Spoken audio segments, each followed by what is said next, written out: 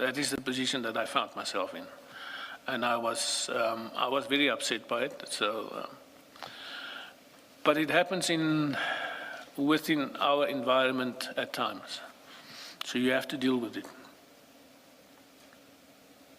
When she says, I did nothing wrong, when she says that to you, did you understand her to say, by forwarding these documents to General Khan, she did not consider that to be anything wrong about it? Was that your understanding of her? That was my understanding from the comment she made.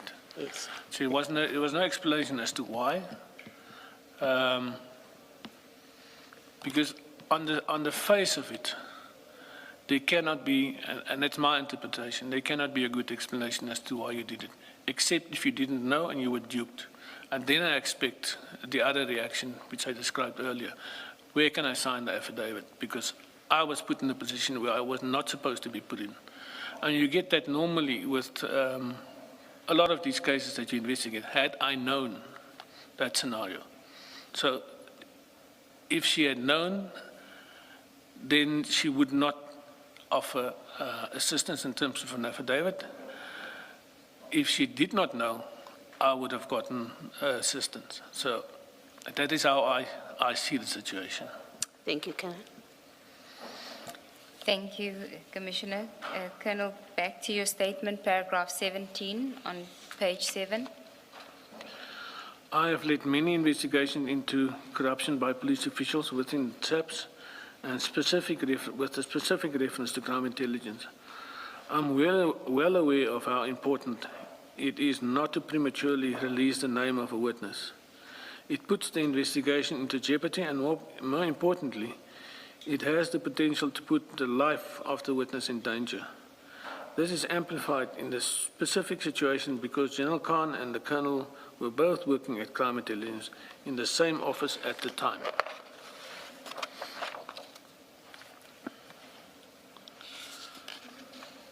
As stated earlier, before my meeting with Advocate Johnson, I had already been informed that Advocate Johnson had spoken to Mr. Bateman about the Colonel's affidavit.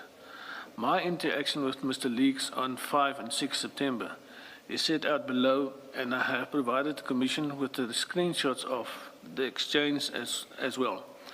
Mr. Leeks told me that Mr. Bateman sent a WhatsApp message to Advocate Gerinel after his conversation with Advocate Johnson on 5 September. I quote the conversation between Mr. Leeks and me below, as well as the forwarded messages with my translation from Afrikaans to English where necessary. Thank you, Colonel. If you can just pause here, Commissioners, the conversation appears on page 49, the screenshot, and the Colonel had apologized for the quality thereof. He needed his daughter to assist him with taking the screenshot. So it's on page 49, and you will see the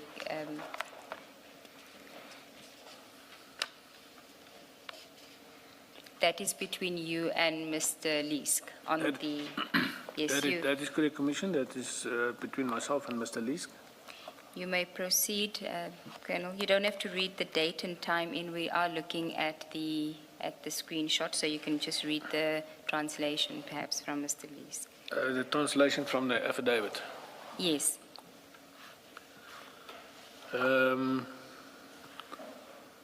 It says, Icobus, we need to talk, which is on the 5th.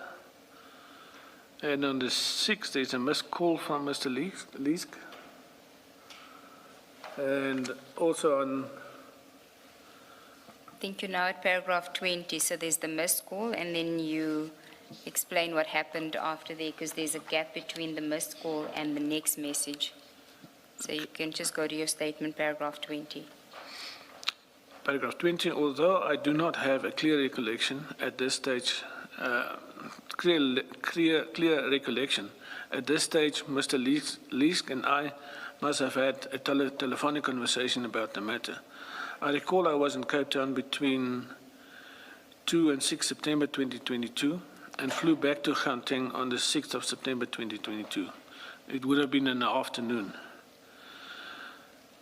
I think it was during this call, on either the evening of 5 September or 6 September 2022, that Mr. Leeks informed me of the conversation between Mr. Bateman and Advocate Johnson. I say so because after Mr. Leeks requested us to talk, he missed his missed call. The next message is from me asking which number was used, referring to the number that Advocate Johnson used to contact Mr. Bateman. During this call, Mr. Leeks told me that Advocate Johnson contacted Mr. Bateman to assure him not to worry. I remember asking Mr. Leeks to tell Mr. Bateman to immediately make a note of what he could remember and was discussed with Advocate Johnson. The WhatsApp exchanges continue below.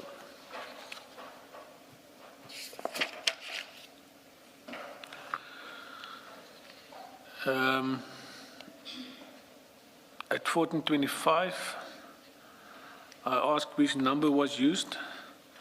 Mr. Lee responded.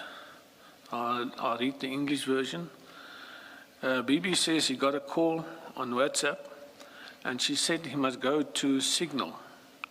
I don't know which one she used, but it was to her number. And then it says, it gives a number and it says, I'll find out. Then I send him a thumbs up. If we can just then go to that message where that references that Mr. Bateman said that he got a call on WhatsApp and she said he must go to Signal on page 58 of the exhibit bundle. If you can just explain to us what we're looking at on page 58.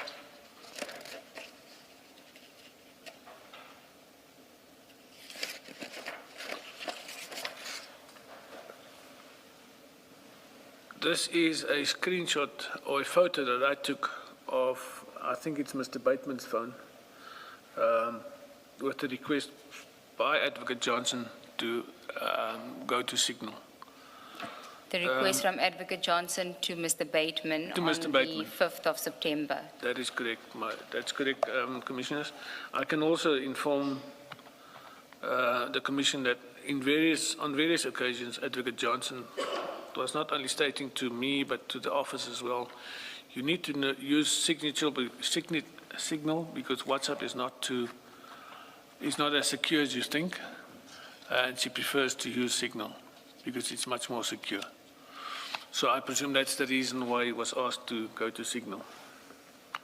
And this was the call on the 5th of September, which you knew about already when Advocate Johnson approached you on the 7th of September. That is correct, Commissioners. Okay. So we can go back to your statement at paragraph 21. Mr. Lees and I arranged to meet to discuss the matter him and Mr. Bateman, Advocate Nell, the first time. And then it just shows a map that was sent to me. And then paragraph 22. If I recall correctly, on 7 September 22, I would have met Mr. Lees after my meeting with Advocate Johnson. I do recall that Mr. Lees sent the WhatsApp exchange between Bateman and Advocate Johnson and Advocate Nell before I went to meet him. I know that I did not have the WhatsApp exchange between Mr. Bateman and Advocate Nell when I met Advocate Johnson, which means that Mr. Lees forwarded the exchange to me after my meeting with Advocate Johnson, but before my meeting with him.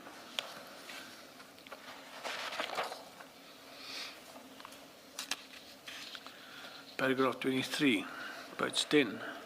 Mr. Lees forwarded the WhatsApp messages from Mr. Bateman to Advocate Gerinel on 5 September 2022 to me. These messages are quoted below. If we could go to page 51 of the exhibit bundle.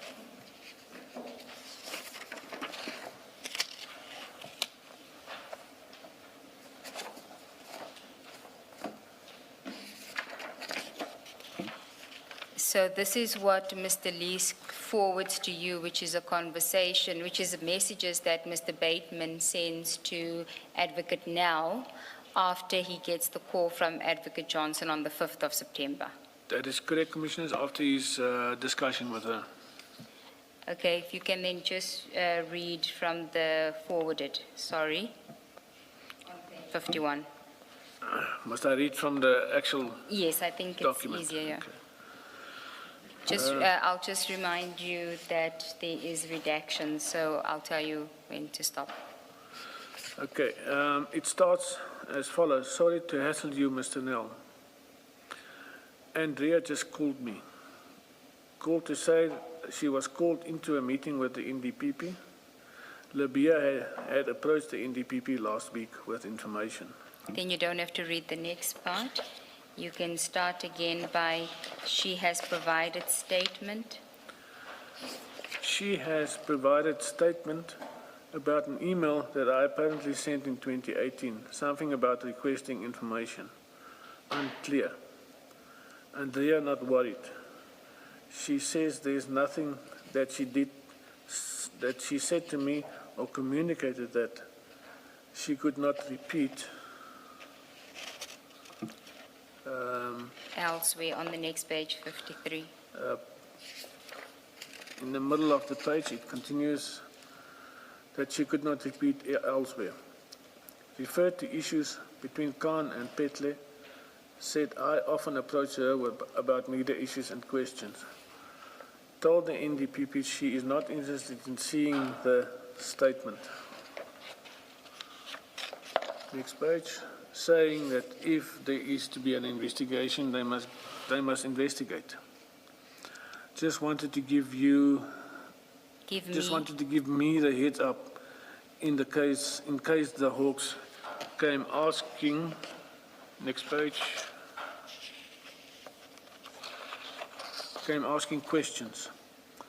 She says Kobus was approached with the statement and he works for her, so he had no choice to approach Libya. By Kobus, that is you. That is me, yes, Commissioners.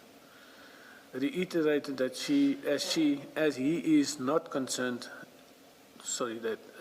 reiterated, I presume she is not concerned.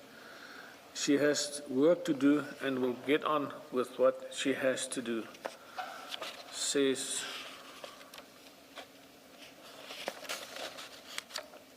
Next page. says there is something, if there is something to explain, she will. Told me not to be worried. And then there's another photo of the phone itself. With the message to go to where the request is, are you on signal? That's correct, Commissioners. And this, Mr. Lees forwards to you before you met with him. That is correct. Okay. Yes, Commissioners. Then if we go back to your statement at paragraph 24 on page 11.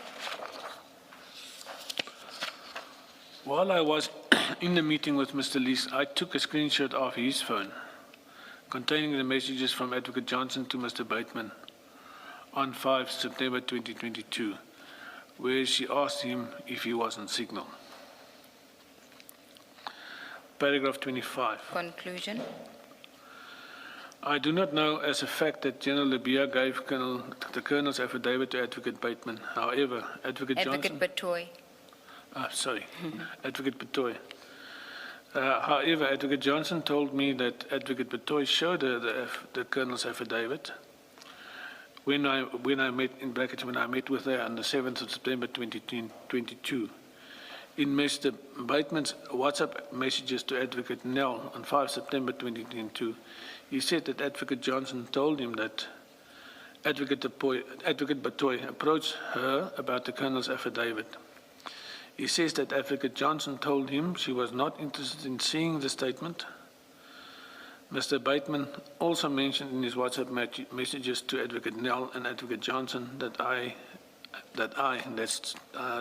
Told me, him that I had no choice.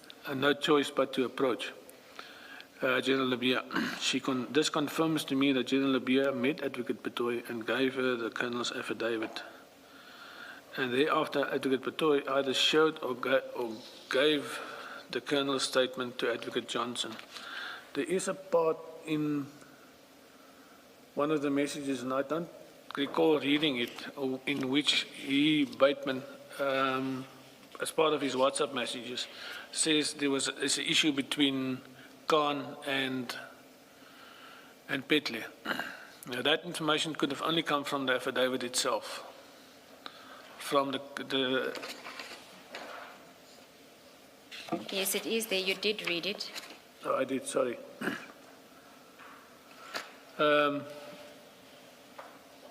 So if I did read it, I'm sorry. But that information was in the affidavit. Yes, it's So on if page you had- 53 of the screenshots. If you have access to the affidavit, you would have known that kind of detail.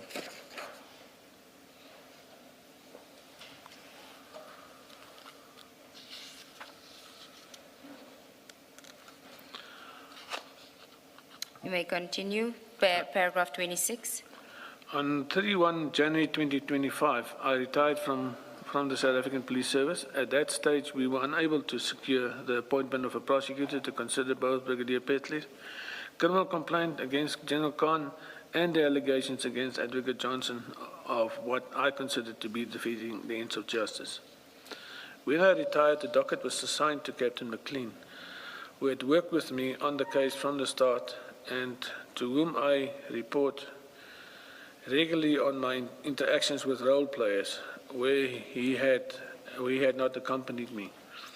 I think it's important for the Commission to hear from Captain McLean and the Colonel as well, because they will corroborate my version, especially regarding what I reported to Captain McLean contemporaneously.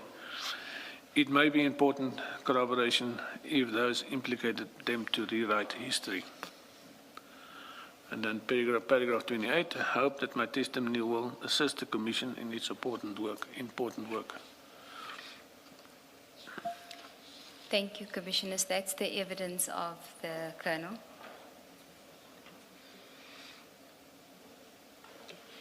Colonel, when you met with Advocate Johnson on the 7th of September, did you mention to her, or did you get the impression, if you did, that she knew that this was a protected disclosure?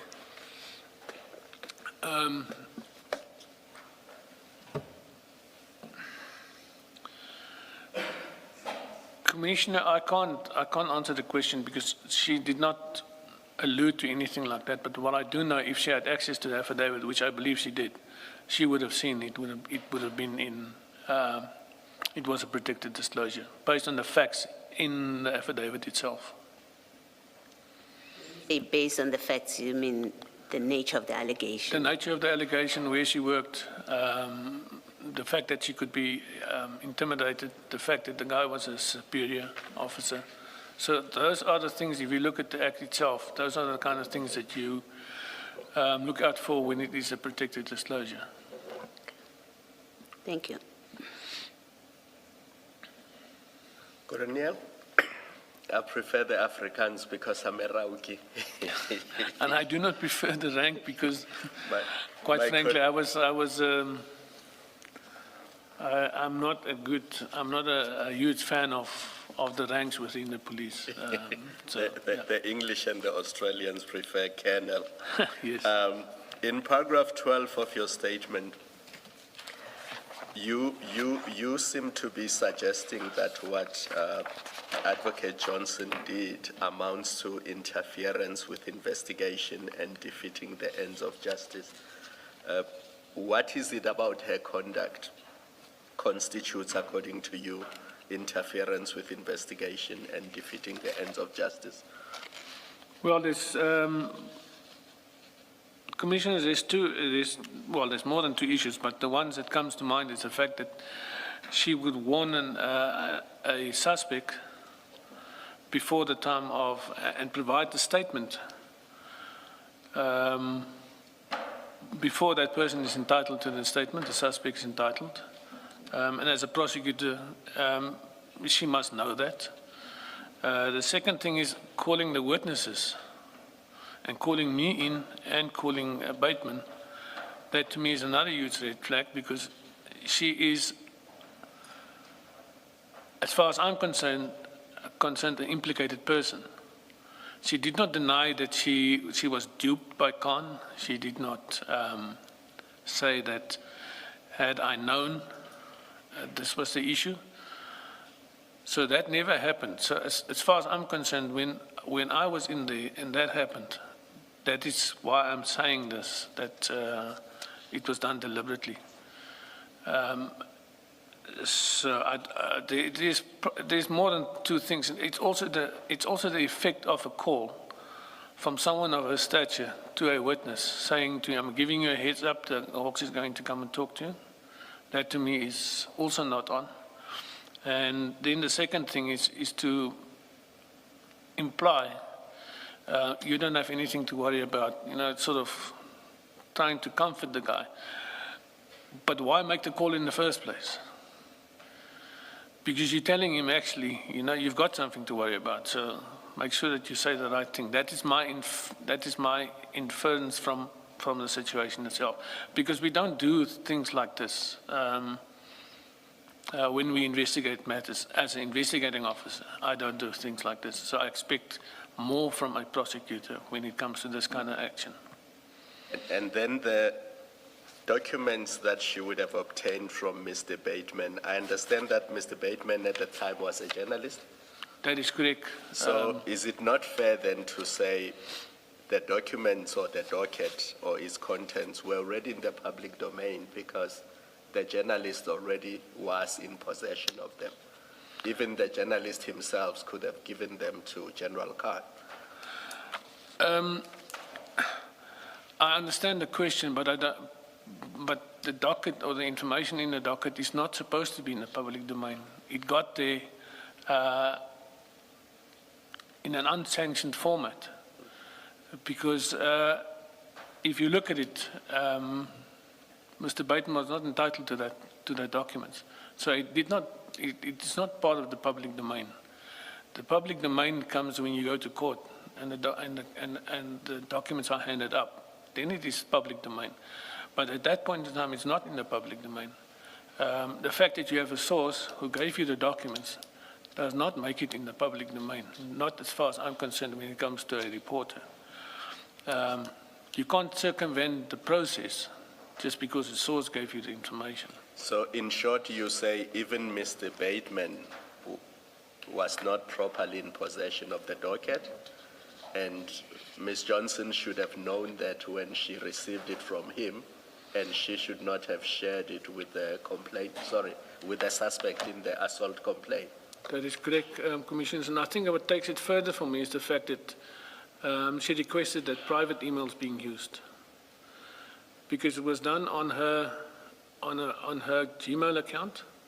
She asked the Colonel to go to her Gmail account, and she also asked the Colonel to delete the emails when it was done. So those things, if it was an above board conversation, you would use your NPA email account.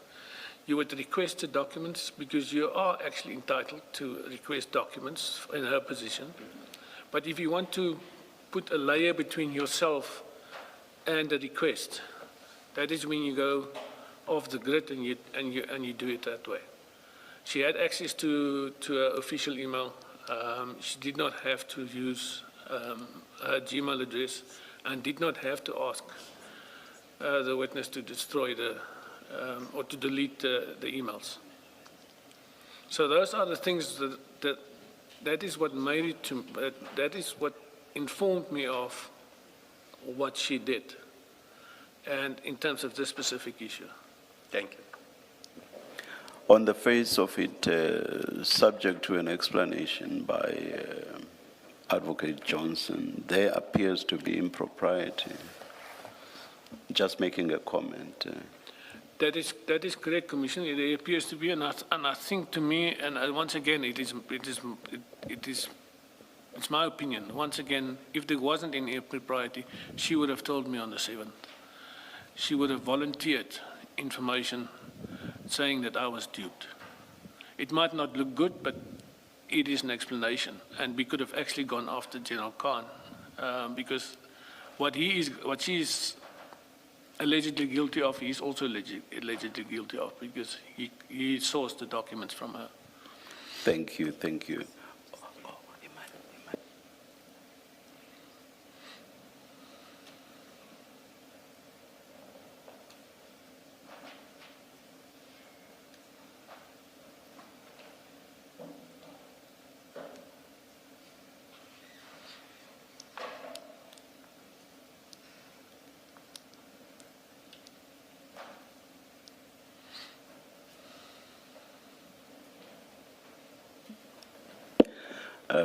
Ms. Sigels-Ncube, is there a reason why we did not listen to the audio that came with the email Chair, we thought that we would play it when... when witness N, is it? Is Witness O. O. Yes, it's in the incorrect order, yes, Chair. oh, all right. Or all even right. Captain McLean comes because he was the But investigator.